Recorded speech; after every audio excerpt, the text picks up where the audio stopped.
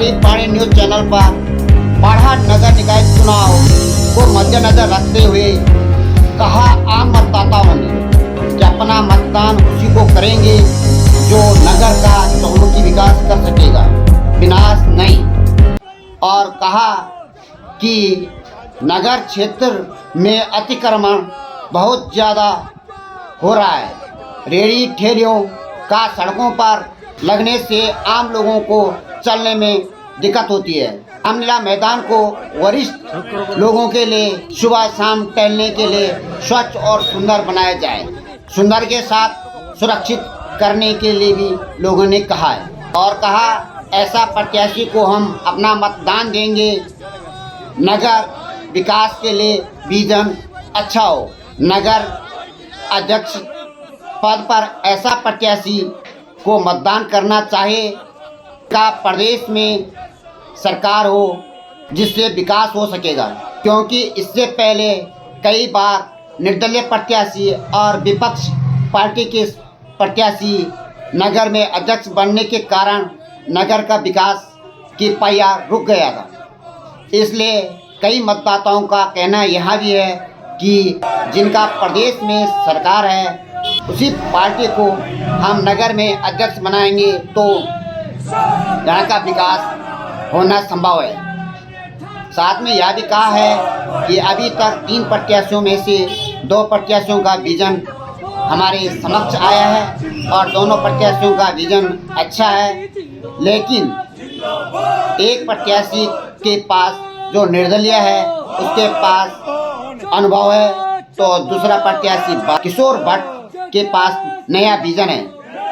लोगों का कहना है खेल मैदान, पार्किंग के साथ साथ में सड़कों पर जाम, दुकानें को सामान सड़कों पर लगने के कारण आम लोगों को चलने फिरने सड़कों पर सामान होने के कारण कई दिक्कतों का सामना करना पड़ता है। ऐसे ही प्रत्याशियों को हम सब मतदान करेंगे जो निडर होकर के अतिक्रमणकारियों का अतिक्रमण हटाएंगे और नया विजन के साथ में नगर का विकास करेंगे। आगे आप स्वयं सुन सकते हैं मतदाताओं के मुखारबिंद से क्या कह रहे हैं यहाँ के मतदाता। वाले समाज के लिए बहुत गलत मैसेज जा रहा है हमारे आने वाली पीढ़ी के लिए, और हमारे जो प्रतिनिधि ये कहते हैं कि हम आपका विकास करेंगे, बच्चों को नशे से दूर करेंगे। क्या वो स्वयं उसमें नहीं झोंक रहे हैं?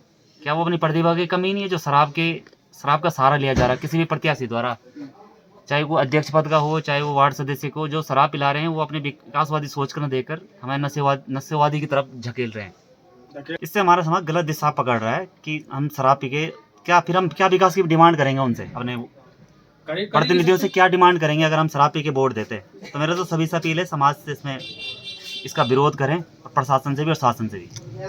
प्रत्याशी बुलाना चाहते हैं जो शहर को एक बढ़िया से डेवलप्ड करे और बच्चों के लिए पार्क हो, युवाओं जवानों के लिए जो सुबह मॉर्निंग वॉक के लिए हमारा जो रामलीला ग्राउंड है परिसर को तैयार किया जाए। पार्किंग की भी यहाँ पे दिक्कत बहुत ज़्यादा है और अतिक्रमण भी बहुत ज़्यादा हो रहा है शहर के अंदर।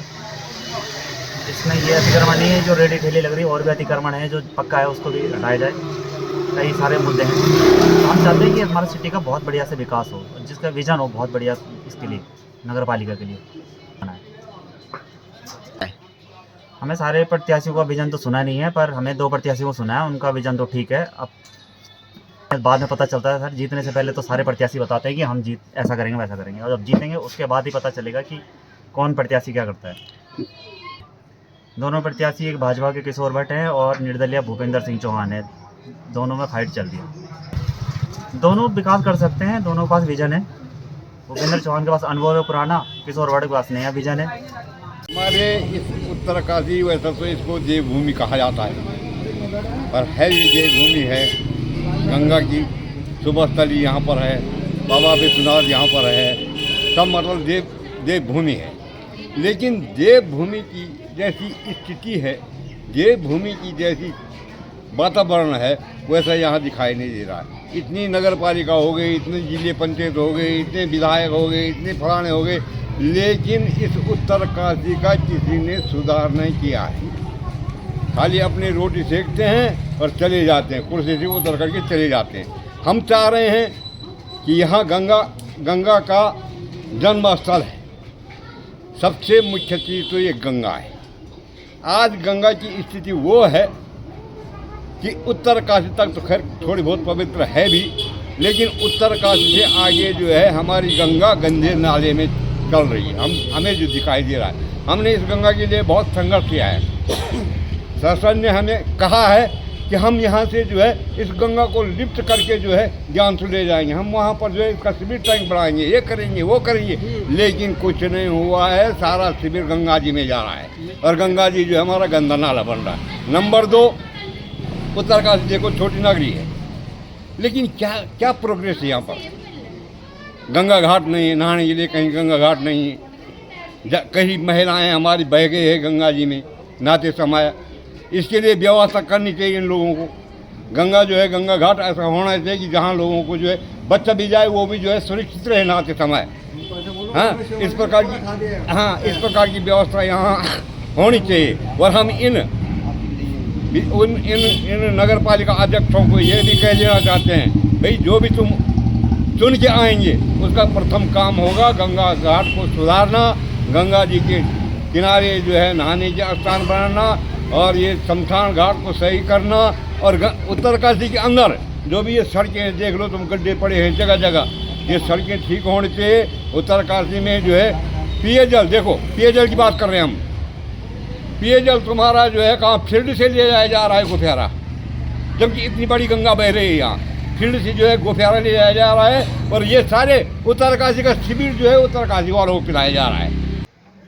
मैं यहाँ पर बाल्यकाल से ही रह रहा हूँ और मेरा बचपन विद्यार्थी जीवन से लेकर के यहाँ के अध्यापक के जीवन से लेकर के और यहाँ व्यापार मंडल में काम करने के अलावा मैं पूर्ण रूप से जब से होश संभाला है तब से हम इसी नगर में हैं।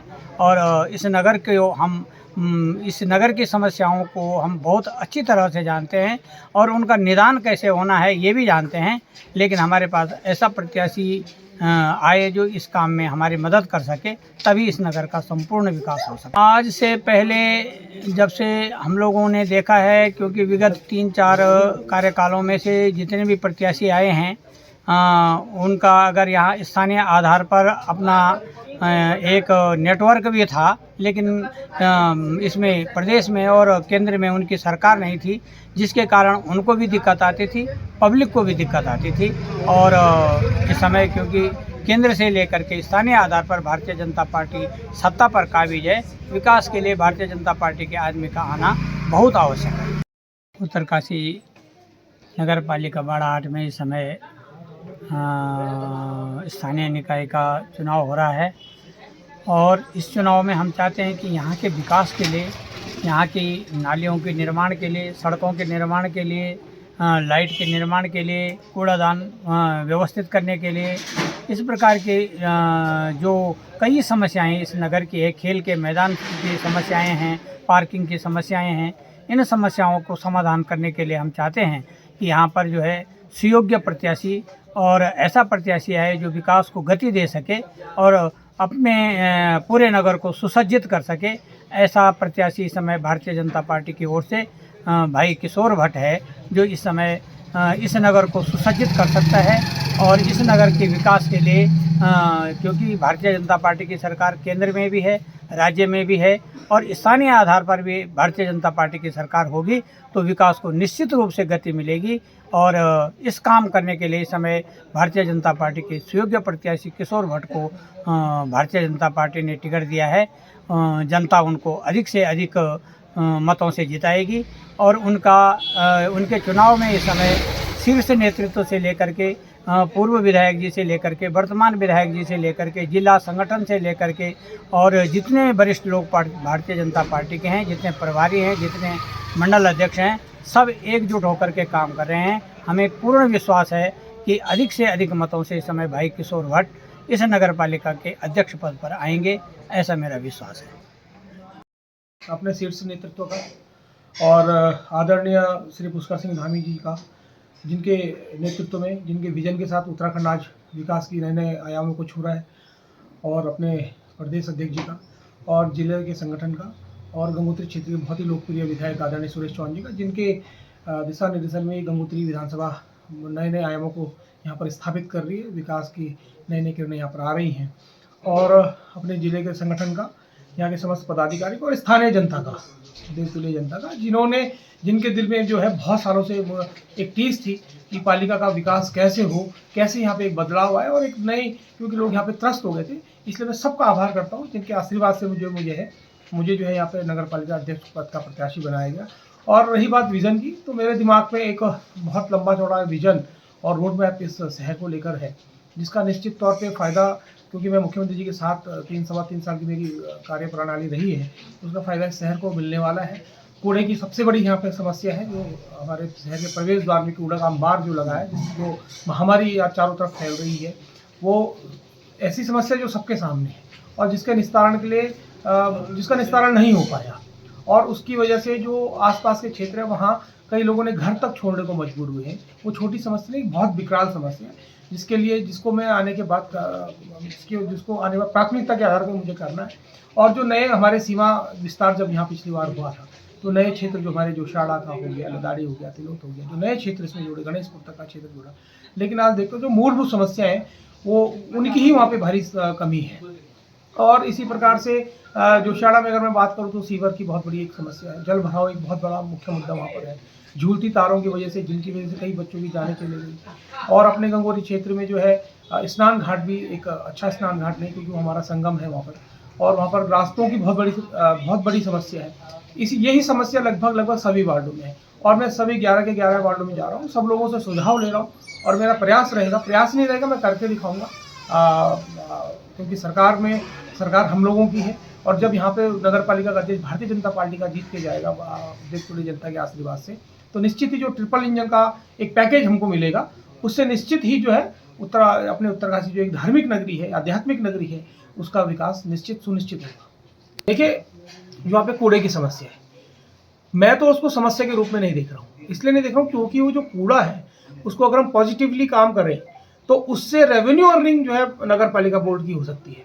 उससे जो है, मैंने अभी जो है कुछ विशेषज्ञों से मेरी जब बात हुई तो उससे इलेक्ट्रिसिटी पैदा हो सकती है। उस इलेक्ट्रिसिटी को बेच के जो है नगर पालिका अपने आय के स्रोत को बढ़ा सकती है। उसी कूड़े से जो है, अगर हम आसपास कहीं डंपिंग जोन उसके लिए आवश्यकता पड़ने पर बनाना पड़ता है, तो डंपिंग जोन में जहाँ कूड़ा बनेगा वहाँ पे उसको जो है सेग्रीगेट करने के बाद जो है उसकी हम खाद बना सकते हैं। हम उसमें ये भी प्रपोजल ला सकते हैं कि आसपास के गाँव वालों को उसकी खाद निःशुल्क वितरित की जाएगी, और इसके साथ साथ अगर बल्क में हमारे पास उसका प्रोडक्शन होता है तो उस खाद को हम बेच भी सकते हैं, और उस खाद को बेचने से उससे भी जो है रेवेन्यू की हमारा बढ़ सकता है।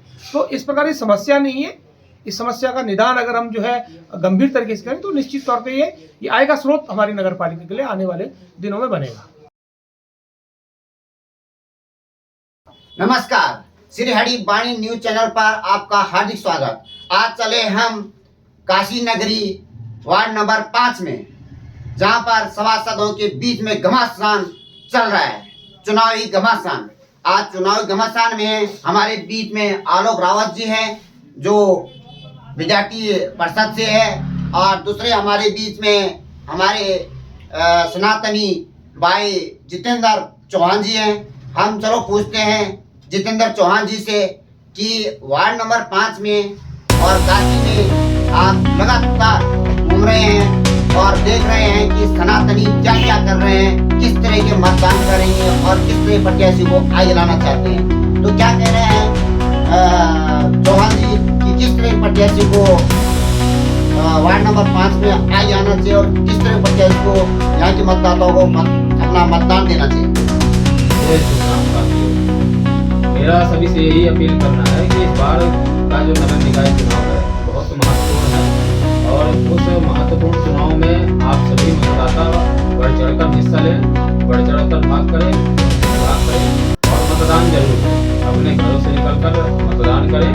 मतदान आप हमेशा मतदान करने से पहले आप एक विचार जरूर करें, उससे पहले आप विचार करें इसको कि हमें अपना प्रत्याशी जो होना चाहिए, हमारा जो जनसेवा होना चाहिए, जनसेवा हमेशा आपने ध्यान दिया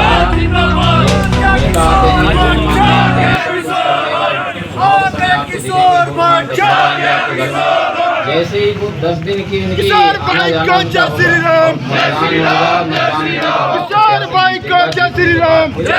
जनता को ही उस प्रत्याशी के नेता के पीछे अपने छोटे मोटे कामों के लिए भागना पड़ता है। विकास और यह जो सनातन है, ये दोनों ही एक दूसरे के पहलू हैं। जिसके मन में सनातन की भावना होगी, हिंदुत्व की भावना होगी, वही इस हिंदू राष्ट्र का, इस धर्म नगरी का विकास करने की भावना को लेकर चलेगा, वही इस धर्म नगरी को विकसित करेगा। तो बस इतना ही आप लोगों से कहना है। आप केवल सनातन धर्म के लिए जो काम कर रहा है, सनातन धर्म के लिए जो लड़ रहा है, जेल जा रहा है, और सनातन धर्म के लिए ही जिसका जीवन समर्पित है, ऐसे प्रत्याशी को चुनकर सभासद के रूप में वार्ड नंबर 5 से लाएं, ताकि यहाँ का विकास धर्म नगरी के अनुरूप हो सके। क्योंकि धर्म यह बाबा विश्वनाथ जी का वार्ड है, यह भैरव देवता का वार्ड है, या जितने भी इस वार्ड में जो भी पौराणिक मंदिर हैं, वो सब वार्ड नंबर 5 में है। तो यहाँ का मंदिरों का जीर्णोद्धार होकर यह मंदिर भव्यता को प्राप्त करें, पुनर्प्रतिष्ठित हो। इसके लिए आपको सनातन धर्म से जुड़ा हुआ, और सनातन जिसके अंदर सनातन की भावना है, हिंदू सभी हैं लेकिन हिंदुत्व की भावना किसके अंदर है, यह महत्वपूर्ण विषय है। तो इसी महत्वपूर्ण विषय को पर विचार करते हुए आप सभी लोग सनातन के पक्ष में वोट करें, और मतदान अधिक से अधिक संख्या में करें, ताकि सनातन का चेहरा जो अपना है, हमारा जो सनातनी जिसके जो सनातन के लिए काम कर रहा है, जो इस हिंदुत्व के लिए काम कर रहा है, क्योंकि हिंदुत्व की भावना जिसके अंदर होगी, वही इस तीर्थ नगरी को विकसित करेगा। बाकी कोई भी इस तीर्थ नगरी को विकसित नहीं कर सकता। जिस प्रकार से योगी जी हिंदू धर्म के लिए काम कर रहे हैं, तो उसी प्रकार से यहाँ पर भी जो हिंदुत्व के लिए लड़ रहे हैं, जो हिंदुत्व के लिए काम कर रहे हैं, अवैध मस्जिद की लड़ाई जिन्होंने लड़ी, अवैध मस्जिद के खिलाफ जो 20 दिन जेल में रहे, ऐसे प्रत्याशी को आप चुनकर लाएं, और चुनकर लाकर वार्ड नंबर 5 का सभासद बनाकर, और इस वार्ड को एक उत्तम वार्ड बनाने के लिए अपना अमूल्य मतदान देकर सहयोग प्रदान करें। जय बाबा काशी विश्वनाथ, जय श्री राम। आपने कहा कि सनातनी के लिए अपना अमूल्य मतदान दें, और हम चलते हैं अभी आलोक रावत जी के पास में, क्योंकि ये छात्र संघ से जुड़े हैं उत्तरकाशी में। अब इनसे ही पूछते हैं कि देखो, युवा का बहुत बड़ा योगदान रहता है सरकार को बनाने में, चाहे वो सरकार नगर की हो, या राज्य की हो, या केंद्र की हो। तो आलोक जी, आपका क्या कहना है कि वार्ड नंबर 5 में किस तरह का सभासद होना, क्योंकि वार्ड नंबर 5 में ही उत्तरकाशी के सारे मंदिर हैं और हॉस्पिटल हैं, सारे विकास के वार्ड भी उसी में है। तो आपका क्या कहना है इसमें कि वार्ड नंबर 5 से लेकर और जिले के अध्यक्ष तक किस तरह का जिला अध्यक्ष बनना चाहिए नगर पालिका में, और किस तरह वार्ड नंबर 5 में सभासद आना चाहिए, ये आपका क्या कहना है इसमें? सबसे पहले जय श्री राम साथियों। मेरा ज़्यादा तो मैं कुछ बोल नहीं पाऊंगा, पर लेकिन जो मुझे मोटिव, जो मतलब मेरे को लगता है विशेष रूप से कि मतलब जो कार्य होने चाहिए। सबसे पहली बात वार्ड नंबर 5 से मैं करता हूँ। 4-5 कैंडिडेट सभी तरीके से उठे हुए, पर लेकिन मेरे को अभी पता चल रहा है कि वार्ड नंबर 4 से जैसे कि 4 सदस्य उठे हुए हैं। तो इस बीच में सबसे बड़ी बात ये होती है कि मतलब जितने भी कैंडिडेट्स रहते हैं, वोटिंग के टाइम पे सबके पास जाते हैं, घर घर जाके सहानुभूति दिखाते हैं कि भाई हम ये कर देंगे, वो कर देंगे, पर लेकिन जैसे जीतने के बाद कोई किसी के पास नहीं आता। उस बीच में एक हमारे मतलब मैं अभी एक नाम सुना हूँ थोड़ी देर पहले, सूरज डबराल, जिनको मैं काफ़ी टाइम से एक्टिव हूँ, उनके साथ उनका भी मार्गदर्शन मुझे मिलता रहता है, और मैं बीच बीच में देख रहा हूँ भाई हिंदू। अब हम बात करते हैं सनातन धर्म की। सनातन धर्म के बीच से जो उत्तरकाशी के बारे में सोच रहा है, उत्तरकाशी को देवनगरी बनाने की सोच रहा है, उस बंदे ने बीच में अवैध नीज मार्ट के खिलाफ, मस्जिद के खिलाफ, काफ़ी चीज़ों के खिलाफ उसने आवाज़ उठाई। और सबसे बड़ी बात, जितने भी कैंडिडेट है, कोई दारू बांट रहा है, कोई मजीरा बांट रहा है, कोई क्या क्या बांट रहा है, मुझे उस चीज़ से पता चल रहा है कि मतलब कोई कुछ अपने स्तरीय पे सब काम कर रहे हैं। तो मात्र एक मेरे को वार्ड नंबर 5 से पता चला है कि सूरज डबराल भाई, जो कि हिंदू सनातन धर्म के लिए और अपने हिंदुत्व के लिए वोट मांग रहा है। तो मुझे लगता है कहीं ना कहीं हिंदू इतना समझदार तो हो ही गया होगा, जो सोए हुए शेर थे काफ़ी टाइम से, क्योंकि सूरज डबराल भाई बीच में 20 दिन कार्यवाही की जेल में, उनके ऊपर एक से एक धाराएं लगाई गई थी, जो कि संगीन अपराध के रूप में लगाई गई थी। मुझे अपने हृदय की गहराई से बोलता हूँ, मुझे अति टूटी तरीके से मेरे को बहुत दुख हुआ कि हमारे बड़े भाई सूरज डबराल को इतनी बड़ी बड़ी धाराओं के अंदर उनको टिहरी जेल ले जाया जाता है। तो मुझे नहीं लगता है कि इनसे अच्छा उत्तरकाशी में जो विकास कर सकता है, क्योंकि जब उत्तरकाशी की जनता सो रही थी, उसकी घर की लड़ाई नहीं थी, उसके अपने घर की लड़ाई नहीं थी, उसने हिंदू को जगाया है। मुझे लगता है कि इस बार आओ साथियों, हम इस बार वार्ड नंबर 5 को मजबूत करते हैं और भाई सूरज डबराल को एक बार, वो चुनाव के लिए नहीं लड़ा है, वो नेता बनने के लिए नहीं लड़ रहा है, वो सिर्फ एक हिंदुत्व के लिए लड़ रहा है, तो इसलिए हमें उसको सपोर्ट करना चाहिए। तो आप सभी को आना है और 23 तारीख को आप सभी से सभी लोग मतदान करने के लिए जरूर आए। जय श्री राम साथियों। जी चौहान जी, आपसे पूछना चाह रहे हैं कि हमारे नगर में अध्यक्ष की दावेदारी में 3 प्रत्याशी हैं, एक भाजपा है, दूसरा कांग्रेस है, तीसरा निर्दलीय है। उसमें आपका क्या कहना है, किस तरह के प्रत्याशी को आपके नज़र में कौन सा प्रत्याशी लग रहा है कि जो नगर का विकास कर सकता है और आपके मुताबिक काम कर सकता है? मैं पहले भी बता चुका हूँ, ज्यादा कुछ इस पर नहीं कहूंगा, सिर्फ एक ही शब्द में अपनी बात समाप्त करूंगा। अध्यक्ष के विषय में जो तीर्थ नगरी घोषित कर सके उत्तरकाशी को, वही इस उत्तरकाशी की नगर पालिका अध्यक्ष की सीट में अध्यक्ष के नाते बैठना चाहिए। आलोक जी, आपसे पूछना चाह रहे हैं कि कुछ लोगों का कहना है कि 3 नगरी कहने के लिए, तो तीनों प्रत्याशी में से कौन प्रत्याशी लग रहा है आपको कि जो 3 नगरी घोषित कर सकता है? ये अभी ये कहना तो मुझे भी थोड़ा सा ये लगता है, पर लेकिन जो 3 कैंडिडेट है, 2 तो मुझे अभी नए लगे हैं, जो जैसे कि भाजपा से किशोर भट्ट नाम के हैं, वो भी नए हैं, और कांग्रेस पार्टी से हमारे दिनेश गौड़ जी, ये भी नए। भूपेंद्र सिंह चौहान एक ऐसा नाम है जो जिसने मतलब इससे पहले भी वो एक बार यहाँ पे चेयरमैन रह चुके हैं और उनका काम अभी तक दिखाई दे रहा है। तो मुझे लगता है कि हाँ, जिन्होंने काम किया है, एक टाइम वो था जिस टाइम पे भाजपा के टाइम पे महिला सीट से सुधा गुप्ता जी हमारी मैडम जी चेयरमैन रही थी, उन्होंने कभी काफी अच्छा काम रहा था। उसके बाद भूपेंद्र सिंह चौहान जी का भी काफी अच्छा काम रहा था। तो मुझे लगता है कि भूपेंद्र सिंह चौहान हाँ, इन तीनों में से है। रावत जी की जिसकी सरकार है वो ये नगर में ही विकास कर सकता है, नगर में अध्यक्ष उनका बन गया, क्योंकि इससे पहले भी निर्दलीय प्रत्याशी रहे भूपेंद्र चौहान जी। तो भूपेंद्र चौहान जी हमेशा ये कहते हैं कि राज्य से बजट नहीं आ रहा है, मैं निर्दलीय हूँ, मैं कहाँ से करूँगा। तो उसमें क्या कहना है आपको, फिर विकास की गति रुक जाएगी या नहीं रुकेगी? नहीं, ऐसा जरूरी नहीं है, क्योंकि काफी सारी चीजें हमें ऐसा लगता है ना, पार्टी अपने स्तरीय पे ठीक है, पर हम जनता की आवाज पार्टी से भी ऊपर होती है।